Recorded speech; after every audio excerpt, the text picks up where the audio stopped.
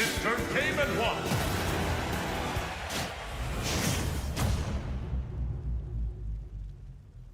Three, two, one, go! Alright, we have Kern-chan against Romu on the Mario. Kern-chan is on the Game & Watch. He is very strong lead already making a 52 gap in this.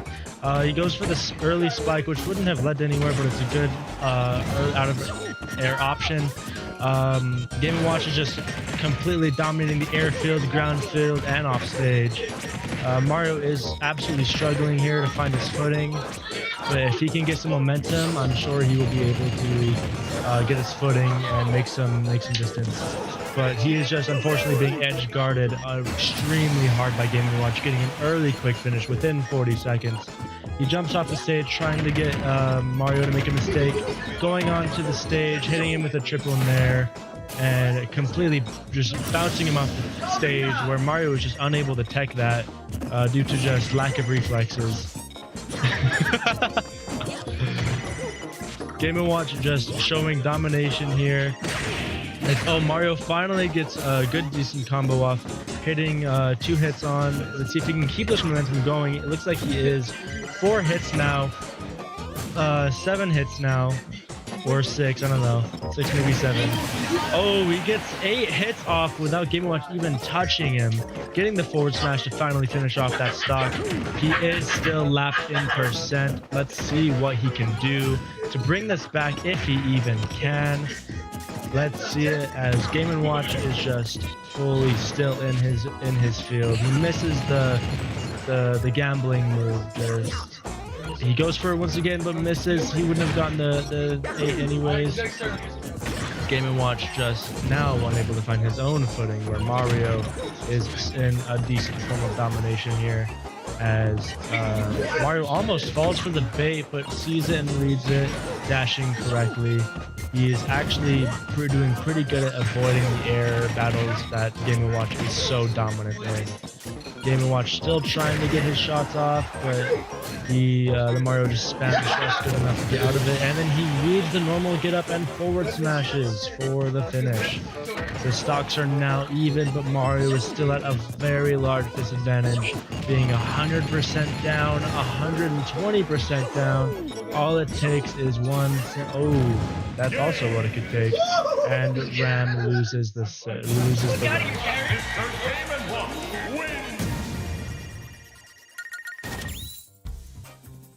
Test.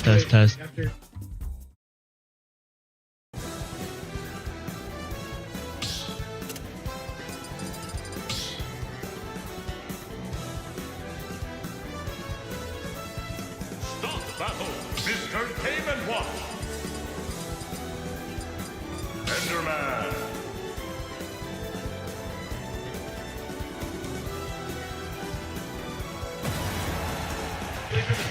We now have the second round commencing, where it is Kern's Game & Watch versus Romero's Steve. Let's see if his Steve can pull something out instead of the Mario. This is a very popular matchup between Nicola and Mia. Let's see if they can keep it as interesting as they can. Game & Watch already with a very strong start, though I wouldn't say Steve's start is weak.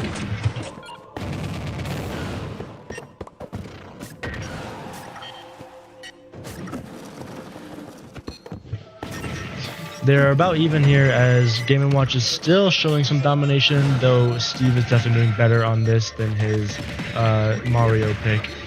Showing pure air domination, but Steve does eventually escape that, and then goes for the command grab, and then instead of following up, he opts into farm a bit, still unable to find some diamond. If he had some diamond, maybe that could have gone differently, but unfortunately he did not, so Game & Watch is now 3 stocks, 76%, and Steve 2 stocks, 0%. He finds the grab, forward grabbing him, and he gets some decent footing, though he still only has wood tools. Let's see if he can make something out of that, hopefully get some diamond, or maybe craft his iron. He goes for the grab, up throws him, goes back to farming, and Steve is definitely performing much better. Finds the up smash and completely executes Game & Watch there. Game & Watch is one of the lightest characters in the game, and that is absolutely showing here with this pure power from Steve, even without diamond tools. So if that can happen, that might lead to something absolutely crazy from Steve. But until then, we will have to see, as Steve still has iron tools he could craft, but he opts in to go for the up smash instead. He still hasn't gone for the crafting. I'm not sure if he even would be able to, due to Game & Watch's immense pressure. He goes for the read but fails, still does forward tilt and gets some decent damage. Game & Watch finally finding some momentum once more, though Steve is hitting back still just as hard, showing just how much of a cheater, bitch-ass character he is. He just constantly spams that minecart hoping they get some use, but it's just not working quite as well as he would hope. He fails the anvil read, builds up to try to go for the second read, and is unable to properly commit off of that to get some use. He could have possibly gone for the up smash, but he opts in once again to mine, despite having diamond, gold, and plenty of iron. Dude, you've had diamond for like 40 seconds. Anyways, he goes for the up smash, completely reading the Game & Watch's movement, fully able to just punish the extremely light character. Let's see if Game & Watch can find a quick rebuttal before Steve can find his percent back, and he does exactly that. Steve with now only a 1.2% lead. Let's see where that can go as Steve crafts a new minecart, and now he has his diamond, his ultimate cheater move. Let's see if he can out DLC Mr. Game & Watch. Game & Watch getting hit hard by the diamond, really feeling the power difference between the diamond and the iron here, as he just tries his best to avoid every possible hit from Steve. Any possible hit could lead to a combo and then ultimately losing the stock and the round. Steve finally finding that dash attack, getting some momentum as the stocks are even and so are the percents. This could be huge. Oh, the cheater minecart move comes in and he goes back to mining for some reason despite having all the tools he needs. And oh, that's almost a crazy read by Mr. Game & Watch, but it looks like the wrong input as Steve is able to properly rebuttal and hit that forward smash.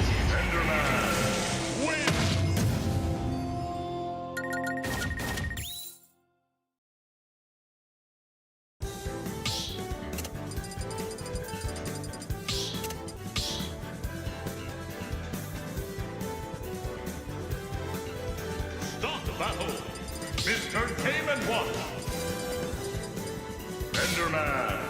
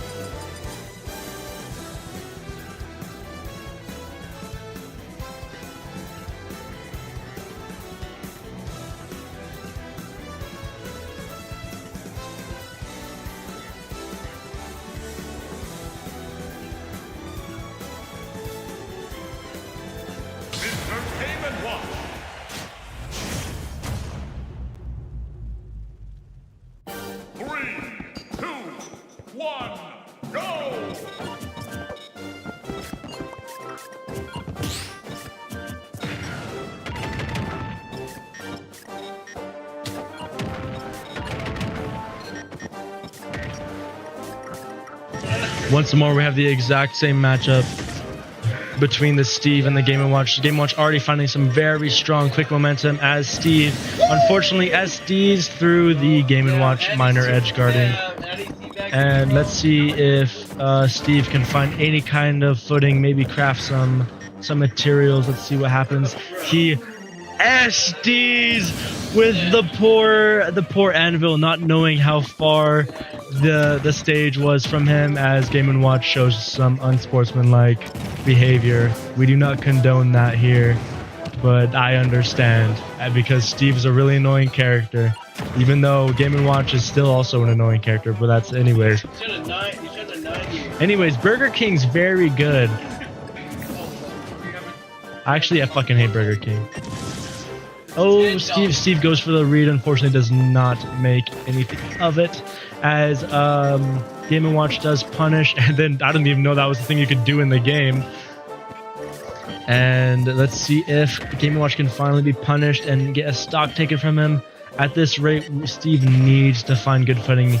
The best case scenario for Steve is to get a good read, finish him quick because the Game & Watch is light, get diamond, and then rack up some percent, which looks like what it's going for right now. If he can get a diamond, he does not. And now Game & Watch is going to be able to put some good pressure on him.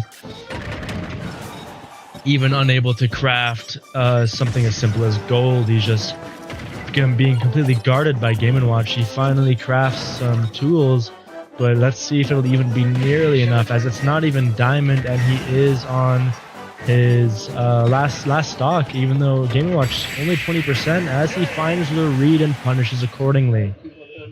2-1 Karen to Romero.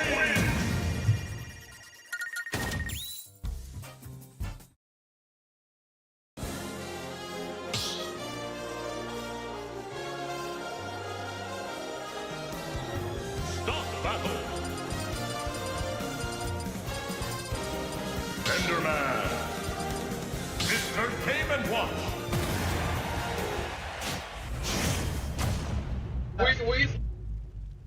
3, 2, 1. Once more, we have the Steve versus the Game & Watch as he finds the little cheesy DLC combo with the forward tilt combo. The Game & Watch recovers and tries to go for the nair, not really finding exactly what he wants, so he does find the nair, but the Steve perfectly reads both of the up airs, though does get punished for his poor air dodge onto the ledge. He finally comes back and he goes right under the fish and doesn't get punished very much, getting very minimal punishment from that. Let's see if Steve can find any sort of materials as Game & Watch goes back to punishing Steve's poor decision making with his movement. On the end of today, Cameron's about to put his hand for days, bro. Between all three. I didn't know he could craft TNT in the air.